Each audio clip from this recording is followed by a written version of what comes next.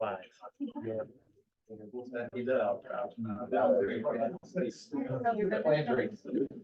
I'm good, thank you. Good evening, everyone. Would like to reconvene the Thursday, January 11th, 2024 meeting of Lake Forest Board of Education. To start, if you would please join me in the Pledge of Allegiance, followed by a moment of silence. I Pledge allegiance to the flag of the United States of America and to the republic for which it stands, one nation, under God, indivisible, with liberty and justice for all.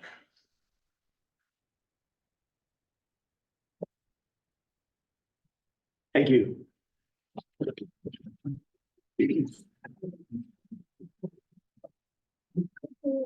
All right, welcome to everyone who has joined in person as well as those who have joined online. Just a reminder that we are streaming tonight's meeting across the internet. And a copy of the meeting minutes as well as a recording will be posted once they are finalized. We'll start this evening with roll call of board members. Dr. Wyatt. Present. Mrs. McCloskey. Here. Mrs. Starkey. Here. And Earl Dempsey, President, serving as chair, is here as well. We have 4 board members present. Thank you all for being here. We're up to 2.4, approval of agenda. Mrs. Starkey. Make a motion, we approve the agenda as presented. Second. Have motion on the floor properly seconded. Any questions or discussion on that motion? Seeing none, we'll move to a vote. All those in favor? Aye. Any opposed? Any abstentions? Motion carries 4-0. 2.1, make a motion, we approve the minutes from the December 14th, 2023 meeting. Second. A motion on the floor properly seconded. Any questions or discussion on that motion? Seeing none, we'll move to a vote. All those in favor? Aye. Any opposed? Any abstentions? Motion carries 4-0. We're up to the fun part of each meeting, 2.6, recognition presentations. We have one this evening. Dr. Lucas. Good evening, everybody, and tonight we're going to recognize our artists from the holiday cards that were designed. I've got Mr. Weller here, who's far better suited to talk about this, so let me grab Mr. Weller. Here he is. Come on in, Mr. Weller. Get this door propped open. Welcome, Mr. Waller. Hello. Welcome back, I should say. Tell us who we got here tonight, Mr. Weller. It's my pleasure to be here tonight for the Board of Education Holiday Card Contest. It's one of the exciting little partnerships to do between the Board of Education and children. Gives them a chance to design and get their artwork out in the community and really get a taste of what graphic design is all about. And it might even be a spark, as I told my kids this year, even with the age of e-cards and technology, Hallmark does 6.5 billion cards a year for over $5 billion in revenue. And another billion is made just on independent card producers. And it's one of the few art jobs where if you have a sustainable income working on every seasonal card, that you could be a successful artist out of your home. So who knows what we've sparked here today, but all the children here have designed one of the cards from each of the schools. And we're gonna celebrate them here tonight. And can we get the school administrator to come up when your child comes up and we'll take a picture over here? Okay. Can we do that? Yeah, sure. You wanna? I can read them up here. So our first one, from, Delaware Early Child Care Center is Victor, I apologize, Legates? Legates? And we do not have Victor here tonight. Oh, okay, well, this is Victor's art. Very good. Another student from there, we have Deegan C. Who's not here either. Deegan's work, oh, very nice. Now, the next student we do have here, from East Elementary, it's Adeline Barrios. Evelyn.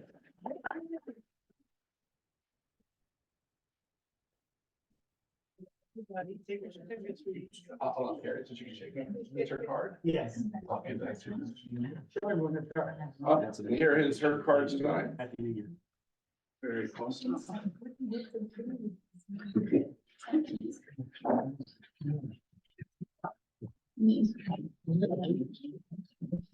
All right, next from North Elementary, we have Zoe Schultz.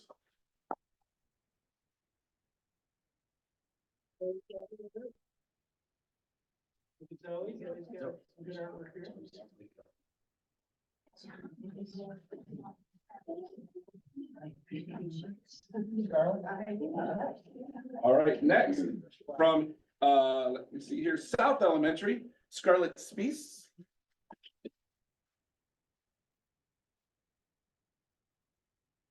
Well, we'll give your.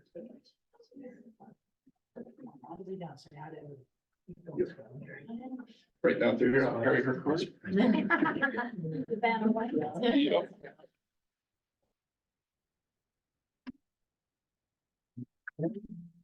All right, next from Central, we do not have her here tonight, but we have Gianna Jellick. Very nice artwork, Jana. All right, our next student is here from WT Chipman, Lola Bosenberg.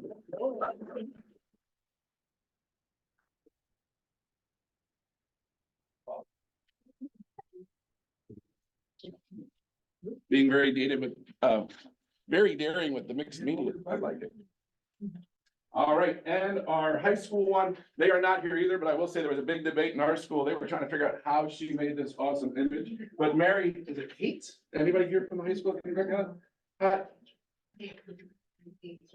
Okay, but this is Mary's right here. Wow. So once again, congratulations to all our students. We look so forward to the next year. And next week, start on that. Thank you, Mr. Weller. Can you get them all screen fitting in a picture? Did we finish the individuals yet? Oh, South to go.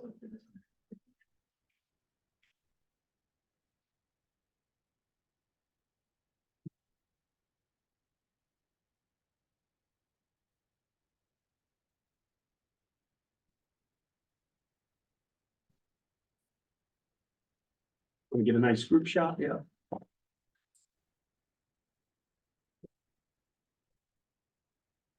All the ladies showed up tonight.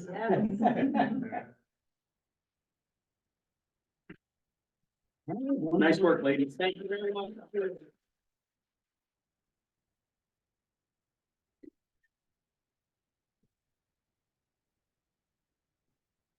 So thank you to everyone who came out for that. We'll take a moment. If you would like to escape, you may do so. If you would like to hang out for more fun, you're more than welcome. But thank you to everyone who came out. Thank you, Mr. Weller. Appreciate it.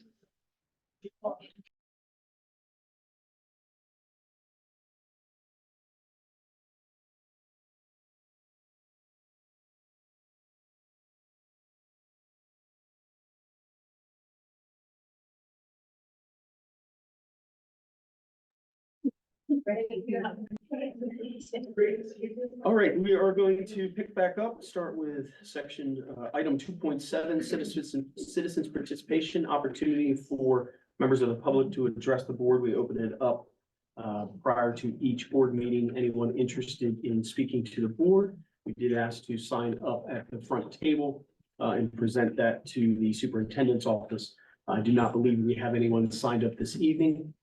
So with that, we will close public comment and we will reopen again at our next board meeting. We're on to section 3 reports. Item 3.1, financial report, Mr. Kurt Kellerman. Welcome, Mr. Kellerman. Good evening. This evening, we have the monthly board report for the end of December, so we are at the halfway point in the fiscal year.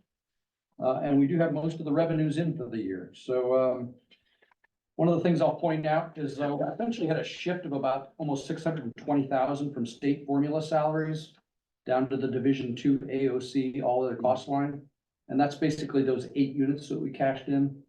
So that's what they do is they just move the money from our salary line down to the all other cost line. And then that becomes discretionary money for us that we can use and budget how we see fit. So that was the advantage of cashing those funds in, those units in. Everything else there that you see in terms of anticipated receipts is pretty much what we know to be coming our way or what we estimate to be coming our way. Pretty much, we have a good picture of what we anticipate there with the state funds. And then moving down to the local funds, we're gonna see really very small changes from here on out until we get that senior property tax credit. And that will be a big boost there. Other than down in the other local revenue, when we start to collect some of the indirect costs off the ESSER 3 or that final CARES grant, that will start to get much larger as well. So, and then no major changes down in the federal funds. So we are at 94% of all budgeted revenues have been collected compared to 92% last year, so a little bit ahead of last year. So any questions on the revenue side of the report? Questions on revenue for Mr. Kellman? Just one, you had mentioned the cash units were in the Division II AOC, correct? Correct. Anything on the change in the Division III equalization? Sorry if I missed that. That did get, so I had the projected on the last board, and so that's basically what we were gonna get for the year. So yeah, that did increase quite a bit, Yes. but it wasn't as a result of the cash in, that's just as a result of us earning 278 units this year versus, 265 last year. Okay, So we did get a substantially larger amount for our equalization funds. okay, thank you. And you'll see that the next board meeting with our final adjusted budget, so. All right, thank you. Moving down to the expenditure side of the report, we do have a negative balance remaining on the tuition payments special school. And that will get fixed. That's that High Roads North Elementary class that we have here. And so basically, we cashed in 8 units to get the $620,000 back. So 3 of those units are basically units we've earned because of the students we have in that classroom at North Elementary. And so those 3 units equate to more than what we have there. So what's going to happen is on the final adjusted budget, you'll see that budgeted amount for the tuition payment special school go up to what we cashed in terms of the units and the state funds that we received as a result of that. So that's one area where it's negative and it'll get corrected once we get a final budget approved. Moving down to the local salaries, the big line there, we're exactly at 50%. We have had 13 of the pays out of the 26 pays for the fiscal year, so that's about where we should be, 50%. So that's good news. And then moving further down, we do have a negative amount remaining there in the charter choice enrollment, and that's just because we did finally get all the charter and choice bills in as a result of all the unit count information, and charter was a little bit higher than we anticipated. It was a little bit of a tick up from last year, but we actually made choice. So I think we picked up about 40,000 in school choice. So that's good news there. But it's really not much different than what we had anticipated for the balance between the two for the fiscal year. So moving down for the total discretionary funds, we're at what, 49% remaining compared to 48% last year. And so then when we move into the non-discretionary funds there, I'll point out that the driver's ed budget will continue to go further negative throughout the rest of this fiscal year because, as I had spoke about in a previous board meeting, we're going to have the fleet payments for the rest of this year that will keep getting tacked onto that. So, and so something like that would probably come from those additional funds that we get in Division II, all other costs. So that's where we would make up the balance for that. The tuition payments section there, that has the $2.8 million budget. It's got 83% remaining, but the second half of the fiscal year is where all that starts to kick in. We get the bills from the other school districts for those students that we have placed outside of our district. And so those will start to pick up in the second half of this fiscal year. And then we'll also start to see the Title I expenses, the federal expenses picking up as we transition from the 2023 grant to the 2024 grant. So all funds budget remaining is 56% compared to 55% last year. So nothing significant there. So any questions with the expenditure side of the report? Any questions on expenditures or anything on the financial report for Mr. Kellman? Great, do you have anything else for us? Not for this evening. Okay, all right, so this report will come back for a vote later in the meeting. Thank you very much, Mr. Kellman. We're on to 3.2 Superintendent Report, Dr. Lucas. Thank you, President Dempsey. Good evening, Spartan family. I'd like to start my report tonight by welcoming everyone back to school from the holiday. As everyone knows, we're in our second week back and we're rolling along as expected. I always like to send out some thank yous and congratulations each meeting. So this week, like to celebrate the high school career and technology students and staff. But this year, we've set a goal of increasing the number of students who earn industry recognized certifications. And these are certificates that some of our students can take right out of high school, take to an employer, and get them right into the workforce after graduation. I met with Ms. Dupress yesterday, and through the first half of the year, we already have 75 students who've earned these certifications, which is already significantly more than prior years. So congratulations to those students, and I'm sure there'll be many more before the year is over. As everyone knows, we have just a few days left before the marking period is over. So that is January 19th. If you're concerned about your student's progress, please reach out to his or her school as soon as possible. As a reminder, there's no school Monday in honor of Dr. Martin Luther King Jr. Day. And then again on January 2nd is Professional Development Day. The second marking period report card should be ready to view on the Home Access Center January 25th. Want to take a second to invite everyone here or who is listening to our monthly Parent Advisory Council next week, January 17th at 6 p.m. Parent Advisory Council is your opportunity to learn more about the district and contribute to our future direction. Meetings are held on the virtual application Teams and can be accessed through the parent information page of our website. If anyone needs help finding information about PAC, just give us a call here at the Central Business Office and we'll tell you everything you need to know. That's all I have. Thank you, and yield the floor back to Mr. Dempsey for any questions or discussion. Thank you, Dr. Lucas. Just one minor correction. I think February, so you said January 2nd, we're off, but I think is it February 2nd? January 22nd, January 22nd, I'm sorry. February I'm sorry. 15th, Maybe I which is this misheard. Monday, and then the next Monday is Maybe I- January 22nd. Maybe I misheard. Thank you. Any questions or discussion for Dr. Lucas? All right. Thank you, Dr. Lucas. All right, we are on to 3.3. Special programs. We have a presentation tonight by Michelle Ullman. Welcome, Ms. Ullman. Thank you. Good evening. I wanted to start by telling you guys that our seating classroom at Central this year for Christmas handmade some ornaments and decorated some Christmas trees, and then they raffled the trees off for a fundraiser for our Special Olympics, and I won the Christmas tree. And so we are gifting you guys some of the beautiful ornaments that the seating students from Central handmade. I love that. I know they're so cute, and I don't know if you guys got to see the Braille ones, but it's very cool. So yeah, thanks for sharing.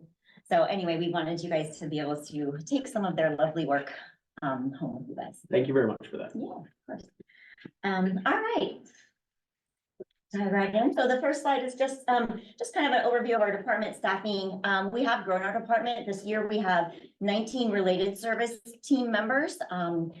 Up from last year, we're growing. Along with our 7 coordinators and our 1 special ed CIA specialist, we have a large department. Next slide. All right, so we have 707 special education students that we serve within the school district, which equates to about 19% of our students. Just to give you a point of context, the Delaware state average for special ed is around 18%. So we're pretty close in range to the state average of students with IEPs. And I wanted to kind of show you the breakdown of what that looks like. So if you go across the line, I got this from our unit count. So the numbers, the grade bands are a little bit different than what we're used to see, but you can see in pre-K, we have 44 students with a basic IEP, 13 with intensive IEPs, and 13 with complex. So we have a total of 70 students with IEPs in preschool. In our K-3 band, we have 82 students with a basic IEP, 30 with an intensive IEP, and 40 with a complex, equaling about 152 students in our K-3 grade bands. 4 to 6, 143 with a basic IEP, 38 with intensive, and 17 with a complex. 7 to 8, 118 students, 14 intensive, and 3 with complex. And then 9 to 12, 40, let's see, we have 133 students with a basic IEP, 15 with intense, and 4 with complex. So overall, we are about 74% of our IEPs fall in the basic range, 16 are in the intensive range, and 11 are in the complex range. So you can just kind of see like where that falls over the whole school district in those grade bands. So this is our external and alternative placements. You heard Mr. Kellerman talk a little bit about this in our financial report. So I wanted to show you, I put the school on the side and then I tried to give a quick little kind of what they serve and how they serve our students. So some of the things that I wanted to point out and the differences between this year and last year, just kind of starting from the top way down. If you see where it says CR, elementary, ILC, many of our schools that we're sending our students to have raised tuition costs. So you can see Cesar Rodney, the elementary ILC, raised tuition from $20,837 per student to $26,547 per student. So this is why you'll see the number of students decreased, while the tuition number increased. However, not only are we down our number of students, but we have kind of prevented 9 additional students from entering that program last year due to our High Roads in District program. So that's kind of helping us with those numbers there. Charlton also increased tuition from $485 to $13,210 per student. And we are seeing our autism numbers continue to increase. So we kind of do expect that number to increase. And they do specialize in that area. However, we have expanded our autism program in district now to 2 autism itinerant teachers across the grade levels to provide more support in that area. So just trying to plan ahead for the increased numbers and hopefully keeping more kids in our district through those services. We have our High Roads line in district, which is a new line this year. Last year we had 5 students in that program. Like Kurt was saying, we have 9 complex students in there, so they generated 3 units that we were able to cash in to supplement that amount that goes back to paying for that program. So this year we paid $13,000 versus the $20,000 extra in addition to what we received from cash in. Our High Roads Belton, this is only for grades 5 to 12. Our numbers have gone up there. So we are really kind of looking at a needs assessment for establishing a High Road program in district for our secondary students. So that those numbers, we can keep the programming here, and it looks like it's been pretty cost effective for us. So that's something that we're looking into. You can see our secondary ILC charges about $14,622 per student. So having that program in district does save us quite a lot of money sending them out. So overall, we have about 83 students, minus the 9, it says 92 there, but those 9 from High Roads are in district. So we have about 83 students that are attending alternate out of district placements. But you can see overall, even though the tuition has increased across multiple placements, we still are able to serve more students and still manage to keep that tuition bill at a pretty consistent level. And it's actually even a little bit lower this year. So. Can I ask a couple of questions on this slide before we move on, before I forget? So, number one, Shorehaven, I'm not familiar with that one, so what? Okay, yeah. What is that? So Shorehaven, we have 1 student there. It is a residential placement. So the student lives there and the student has been attending for quite a few years. Shorehaven did this year increase their tuition by about $10,000. But it is, it's proven to be very effective for the 1 student who needs to be at that. Where is that located? It is in Elkton, Maryland.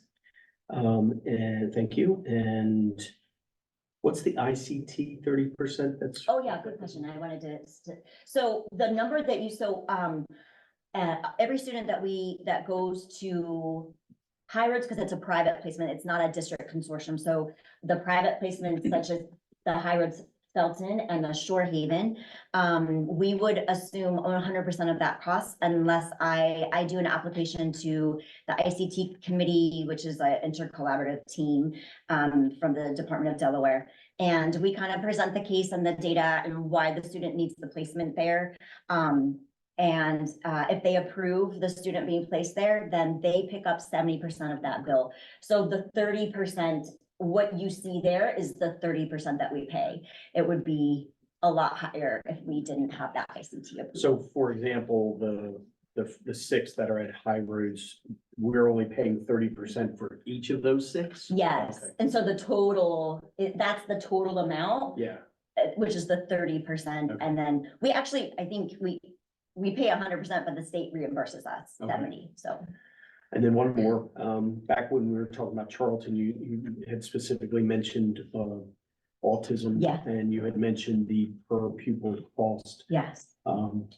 Is that a flat cost per student averaged out, or are there different costs for different students with Yeah. different needs? Yeah, it really does depend on the services that the students need. So if they need like a one-on-one aid, or if they have quite a few related services such as speech or physical therapy or occupational therapy, those do bill as additional costs. So it's kind of an average, but some students do cost a little bit more than others.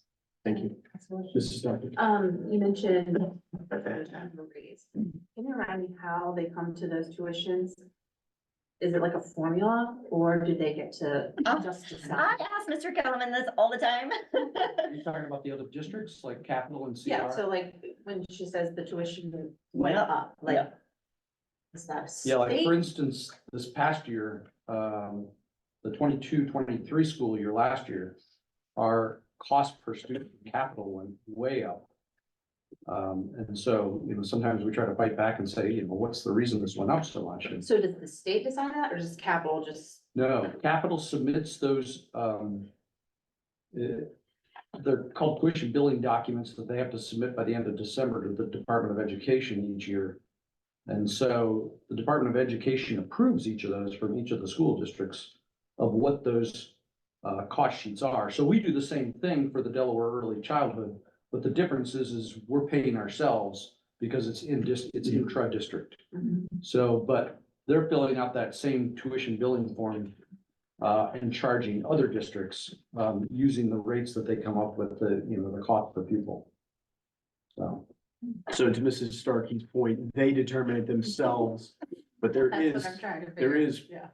supposedly There's some oversight. Yeah. There's some oversight Approval. and they are required if the cost increases per student by plus or minus 10%, they're supposed to provide a justification as to why it's gone up.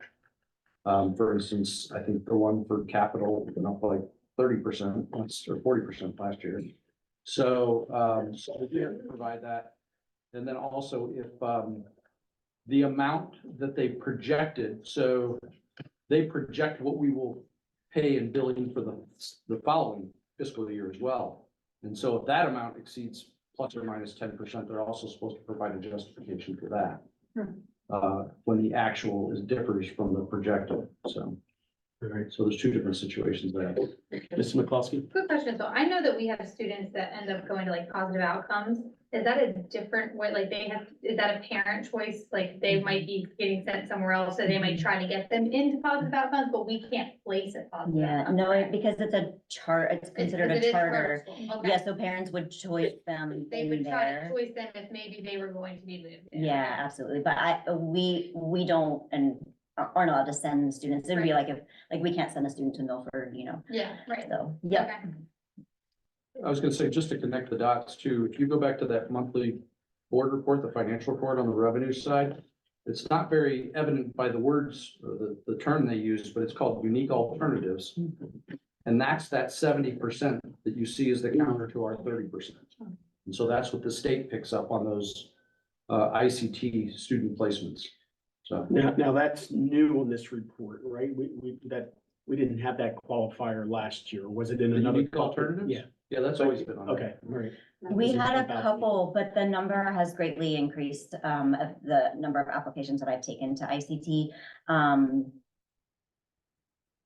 We can only apply for private schools, so all the ones that you're asking about, like the tuition raise, those are countywide programs, so we don't get reimbursement or any type of funding there. It's only for the private placements.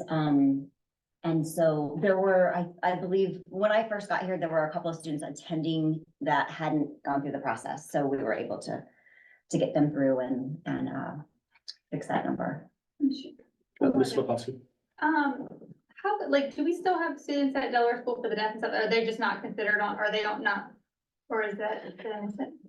No, it's on there. I didn't highlight it because there's no change from last year. I'm sorry, I was kind of going through the changes, but yeah, we still have 4 students that attend there. Okay. And that's the overall cost for those students. And again, that is a statewide program, so we don't have the ability Right. to apply for assistance. Okay. And for those numbers where the numbers stayed the same, it's just an estimation because we don't have the actual bill yet for this year. So, for instance, I think it's Christina, yeah, they haven't sent us the bill yet for the Delaware School for that.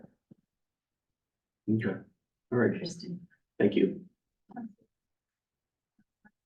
Okay, so this is another thing that you see on Mr. Kellerman's financial report. You usually just kind of see that overall number, but I thought I would kind of share with you guys just how we allocate and spend it overall. So the federal government provides districts with federal grant money to ensure that we're adhering to the Individuals with Disabilities Education Act. Because this money is provided to us by the federal government, we are regularly audited to show evidence of how that money is being spent. And it must be utilized to provide students with disabilities assistance above and beyond regular educational costs. So the money provided with IDEA 611 grant cannot be used for anything other than toward a student with an IEP. So for example, we wouldn't be able to use this money to buy like a curriculum for the district because it has to be above and beyond what we are already providing every student. So we have to really make sure that it falls into that category when we utilize that money. So the amount of money that we get every year is determined by our December 1 child count. So we submit a report of our students, like you saw earlier on the earlier slide, and the complexity of their needs. And then that is put into a dollar amount formula, which is applied and then awarded. And so this year, Lake Forest was awarded about $990,000 for our IDA 611.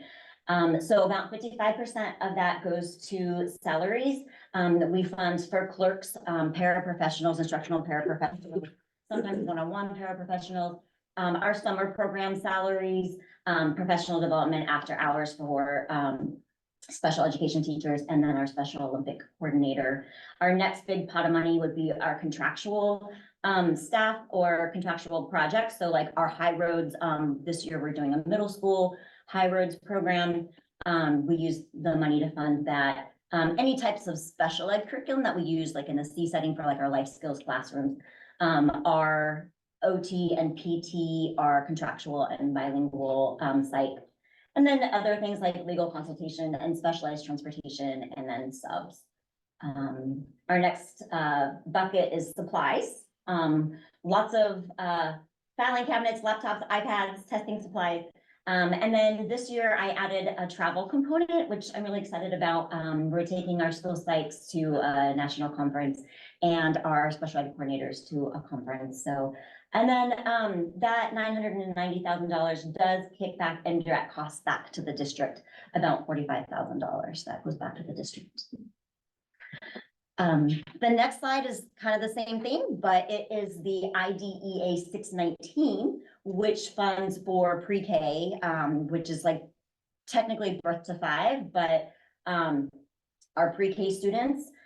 So we kind of have a smaller amount there, just because the numbers of our students. So 27,000 goes there.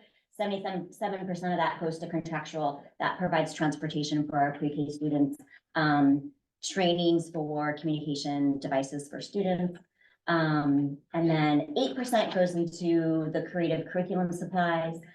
4% goes into the indirect costs, and then, 11% goes into the salaries.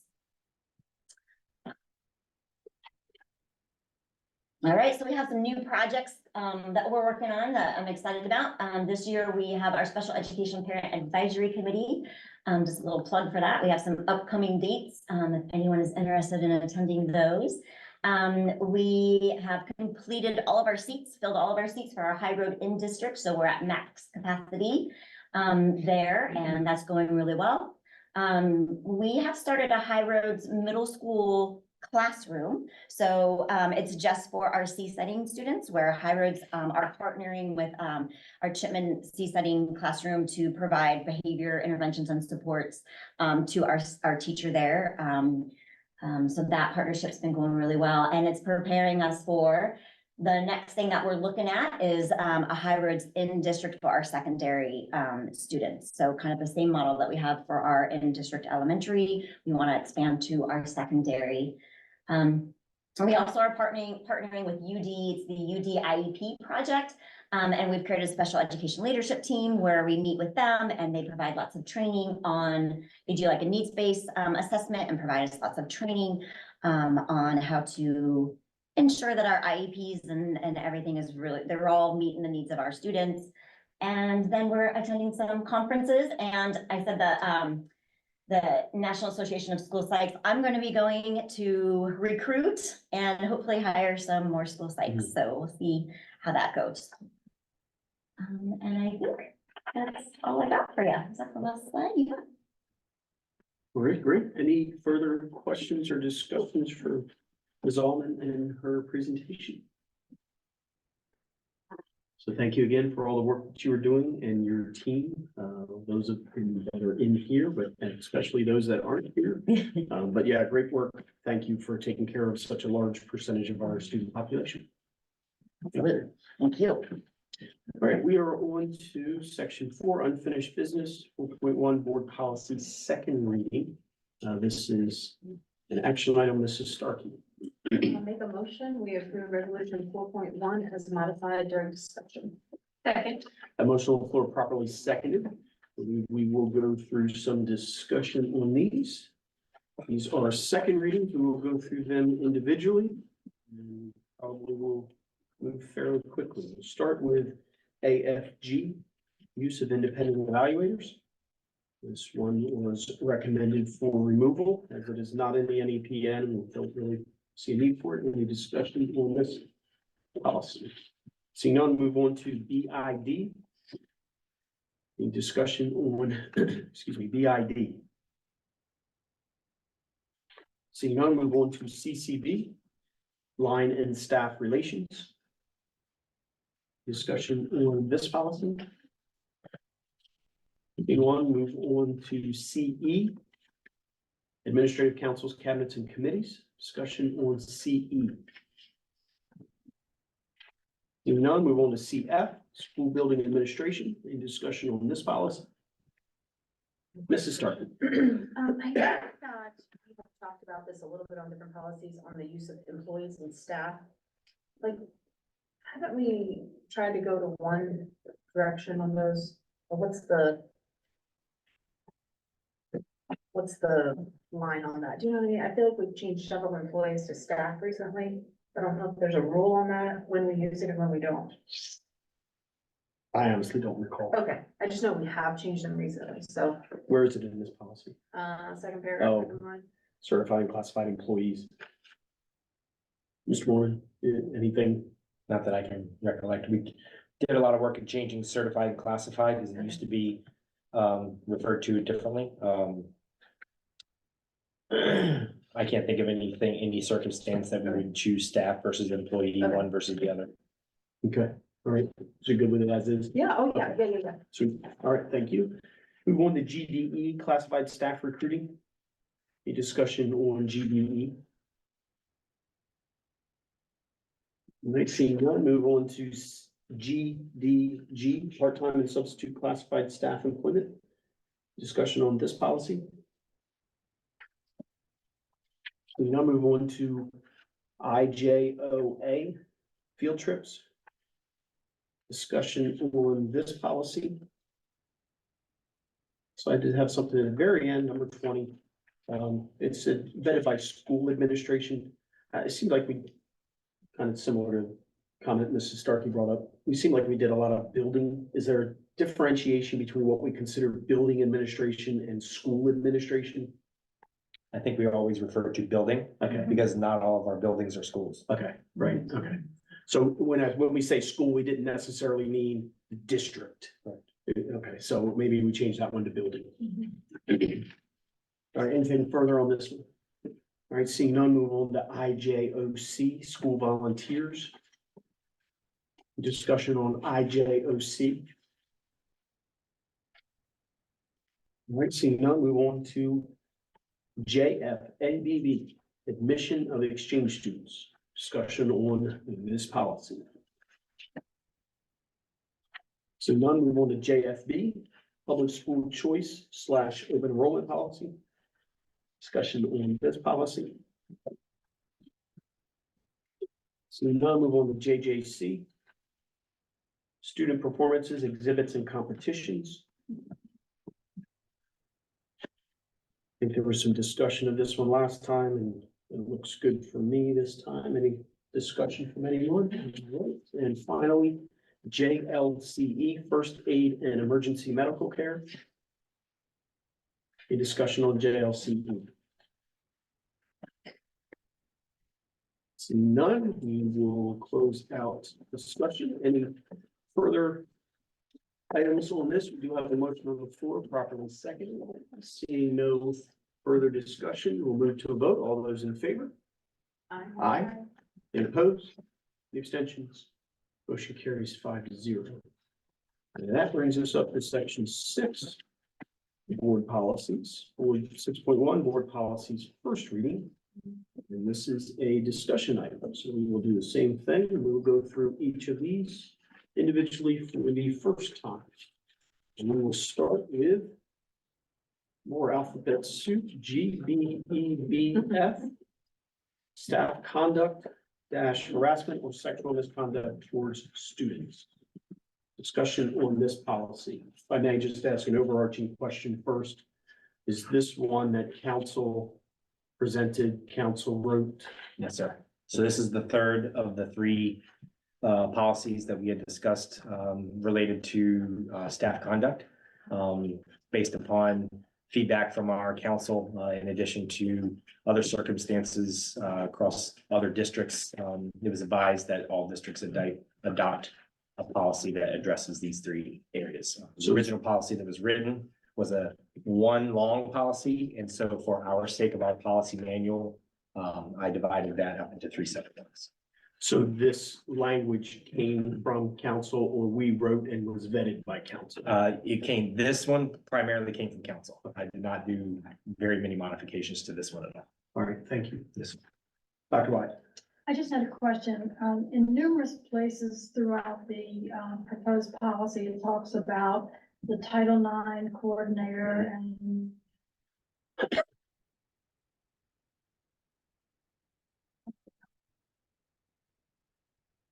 and my question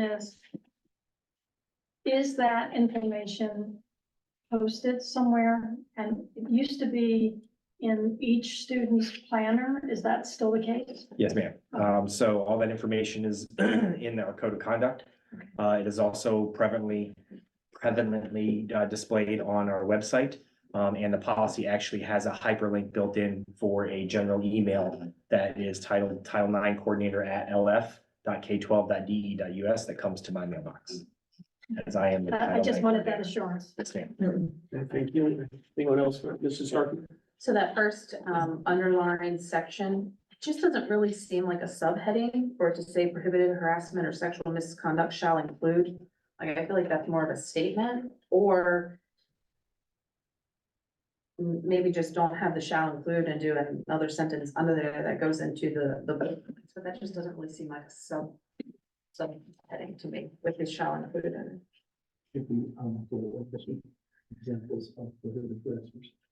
Maybe, yeah, that would be fine. It just seemed weird.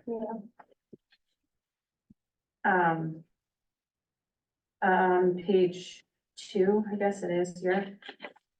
About halfway down the page, the first bullet under where it says staff shall not engage with students in. I think that should be just inappropriate.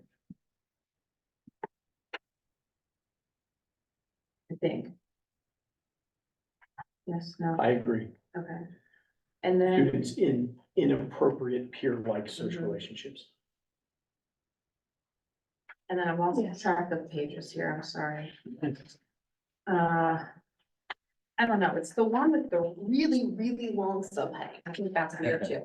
So, I just don't think that's a usual. Human resources requirements for release of information regarding substantiated violations of this policy Yeah. for future persons. Yes, I just think that's weird.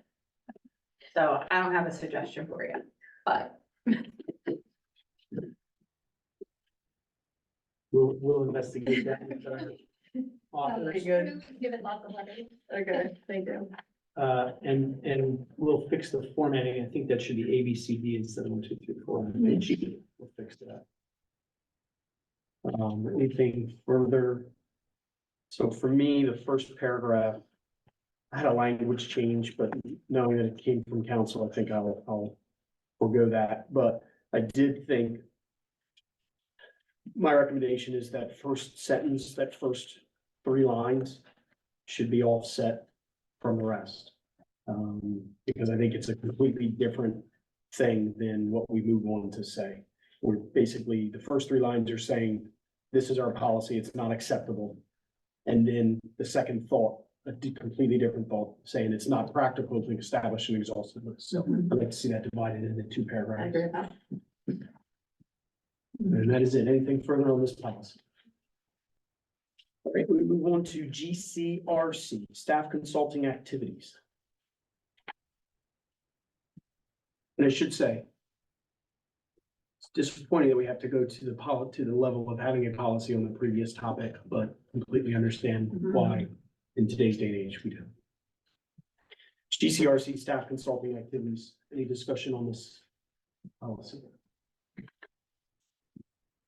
Next policy, GCRD, tutoring for pay. Any discussion on this policy? Talk about it. I just have one, if, where it says,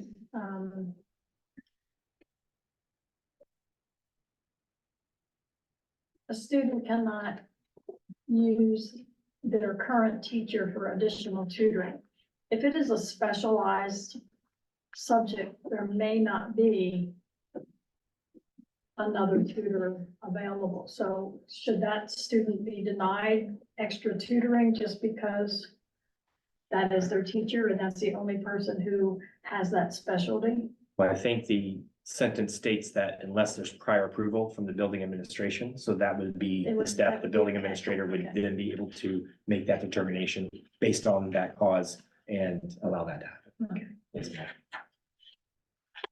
Comfortable with that? I'm comfortable with that. All right, thank you. Mrs. It Burton? doesn't really seem, I just want to say how much I appreciate, since we're talking about this, how many of the teachers this year have put out there that they're available for after school Yes. help, and I'm just really thankful for that, because I know that's time without pay, but I know a couple of my kids have taken advantage of that, so I appreciate that for teachers who do that.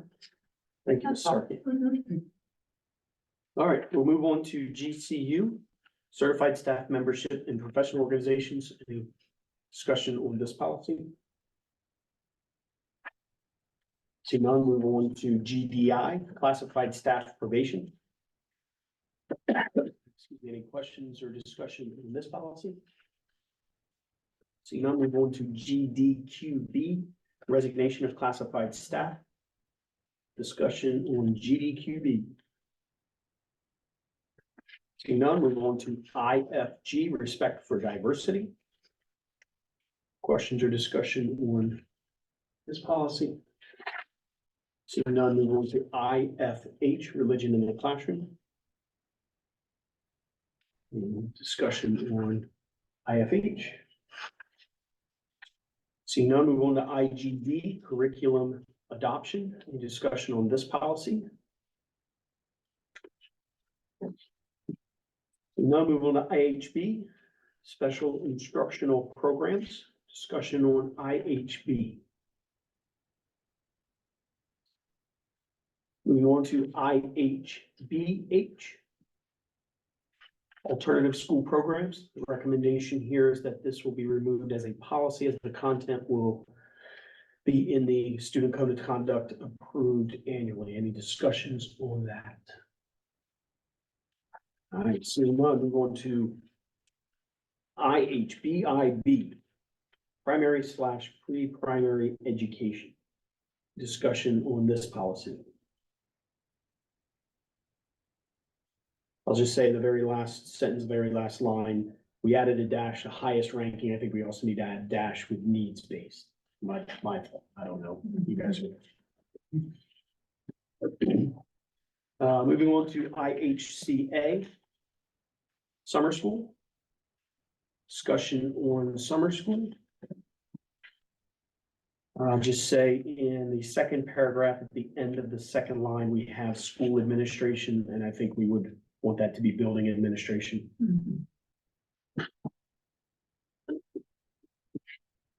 Anything further on this policy? All right, moving on to, excuse me, IMG, service animals in schools. Any discussion on IMG? I just want to say, Mrs. Starkey? I'm sorry, I just want to say that I'm really thankful for this policy. I think it's gotten out of hand in several settings, and I just don't think it's safe for our overall population.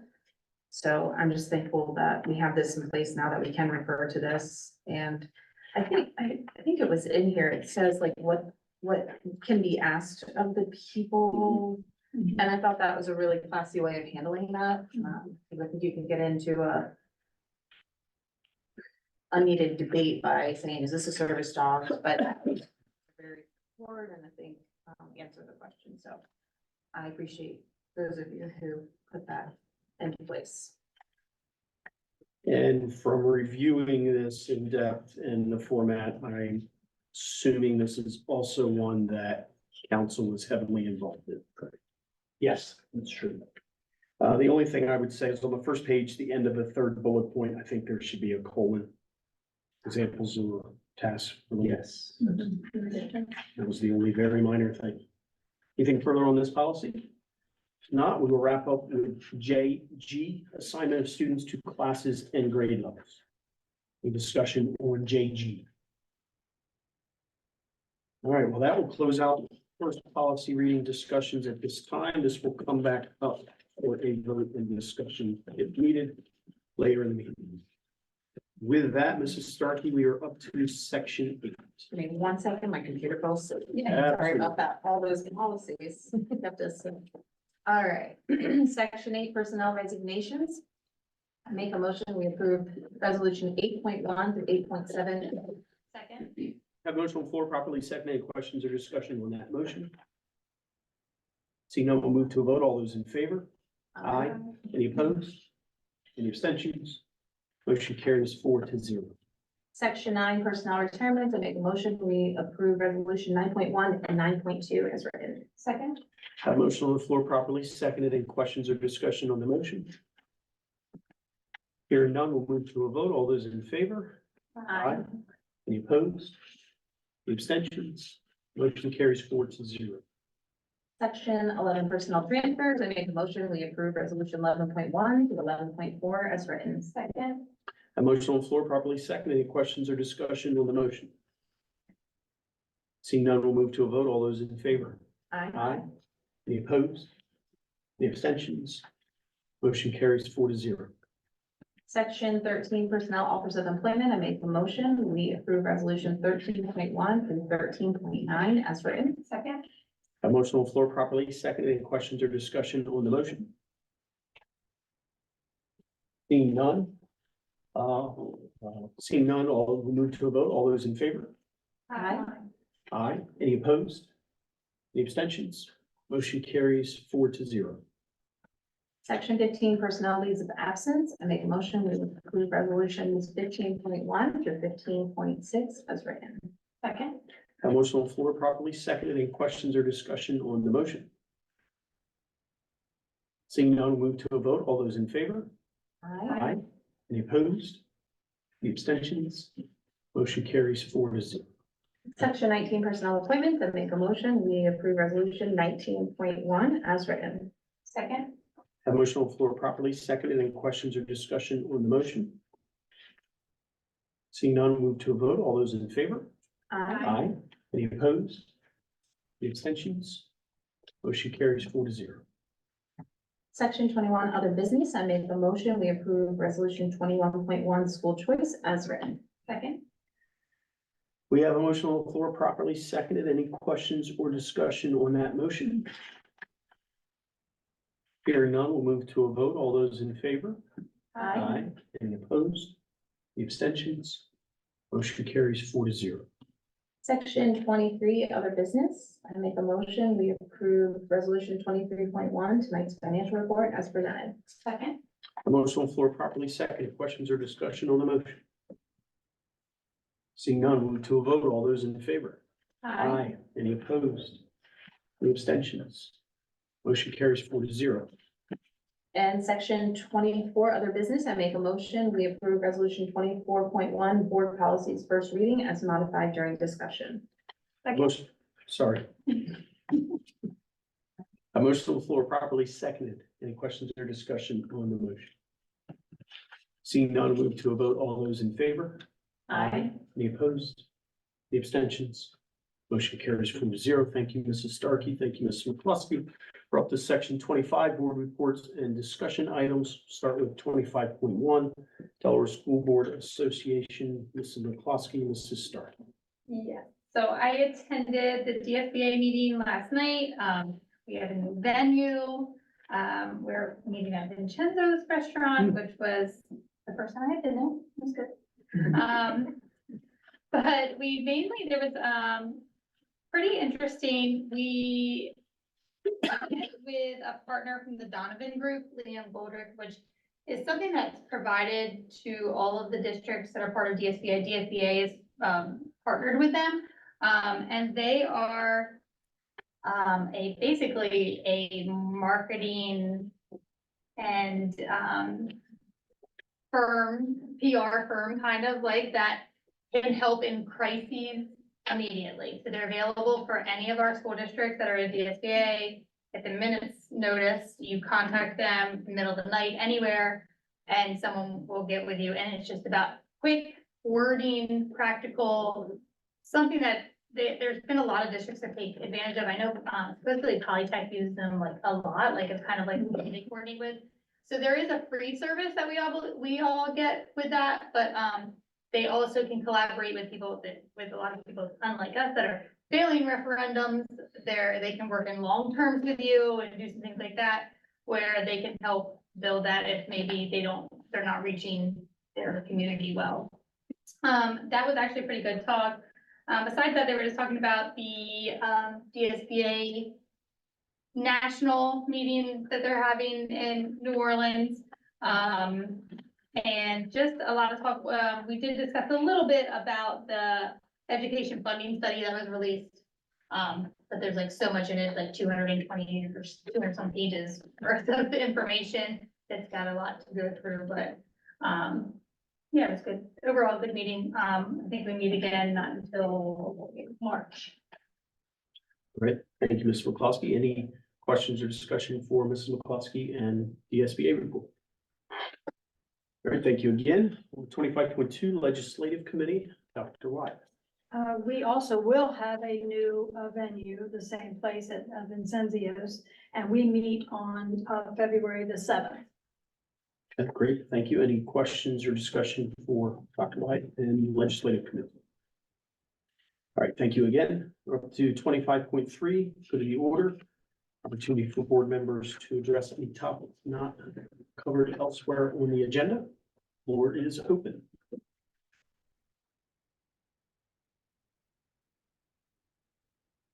All right, I did want to point out it is that time of the year.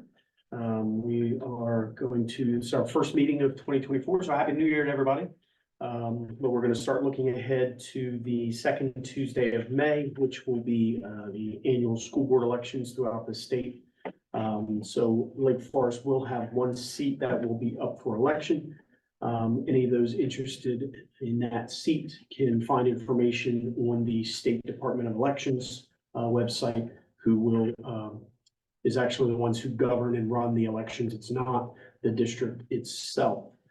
For those who are interested in filing, the filing deadline is 4:30 PM, the first Friday of March, which this year is March 1st.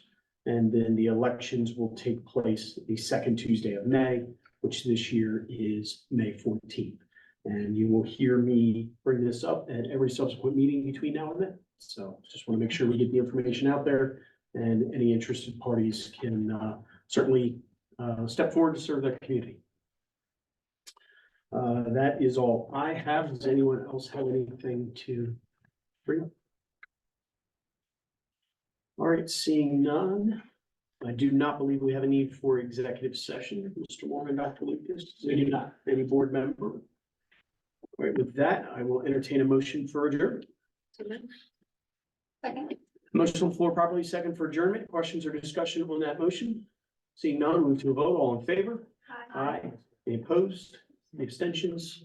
Motion carries 4-0. And I should also say our next meeting is 2 weeks from tonight, Thursday, January 25th, 7 PM back here at this location. Have a good couple weeks, everybody. Stay safe.